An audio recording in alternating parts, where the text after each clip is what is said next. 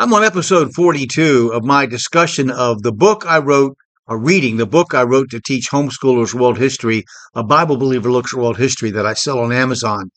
But I'm talking about Canaan, Canaan, right now, very short. To quote Durant, once again in his The Story of Civilization, Volume 1, Our Oriental Heritage, quote, the climatic history of the land tells us again how precarious a thing civilization is, and how its great enemies, barbarism and desiccation, are always waiting to destroy it. Once Palestine was a land flowing with milk and honey, as many a passage in the Pentateuch describes it. Josephus, in the first century after Christ, still speaks of it as moist enough for agriculture and very beautiful. They have abundance of trees and are full of autumn fruits, both wild and cultivated. They are not naturally watered by many rivers, but derive their chief moisture from rain, of which they have no want. Unquote. Try to reconcile that picture of what we call today Palestine with the one you see on your television screens today. Abram's ability to defeat the coalition that was sent against the five cities included Sodom, which has a seemingly small number of people, 318, has to do with God's supernatural favor using the tactical advantage of a night attack. Of course, the fact that mention of Abram's Confederates doesn't mean they didn't have their own forces with them, so it could have been many more than that. Later, Gideon performs a similar feat against the Midianites. The true identity of the king to whom Abram offers his tithe is not really a subject of this history study, but has more to do with doctrinal applications of the Bible.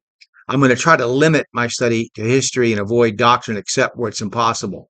In chapter 15, God asserts his promise to Abram and his physical descendants of all the land from the border of Egypt, called the River of Egypt, to the Euphrates and dominion over the land that the descendants of Ham now currently occupy. Now, Ishmael. In chapter 16, you have the birth of Ishmael, the offspring of Abram, a descendant of Shem, and Hagar, the Egyptian, a descendant of Ham. We also have a prophecy of the way Ishmael's descendants will interact with other peoples. This was not, by the way, the child he was promised, as the Bible makes clear.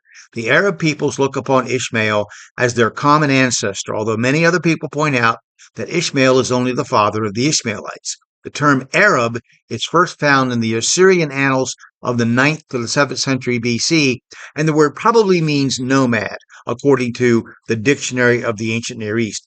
One important thing to remember is that until the creation of modern Arab states, such as Saudi Arabia, Jordan, Syria, Iraq, and the petty states such as Bahrain, Qatar, Yemen, etc., the Arabia Peninsula had never been a single cultural or political unit, and even today it's not.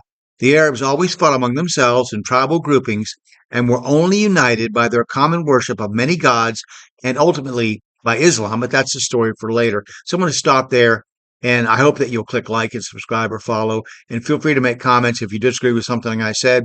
People have done that so far, and I'm researching to see what they say. So I look forward to seeing what you have to say. Let me know what you think. Thanks.